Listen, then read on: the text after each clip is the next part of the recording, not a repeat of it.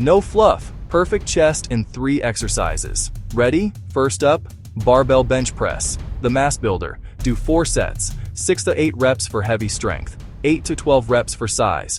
Keep shoulders back, feet planted, controlled descent. Next, incline dumbbell press. Upper chest, sculpted shelf. 3 sets of 8-12 reps. Slight incline, full range. Don't lock elbows at the top. Third, chest flies. Dumbbell flies, cable flies, for shape, for stretch. 3 sets of 10-15 reps.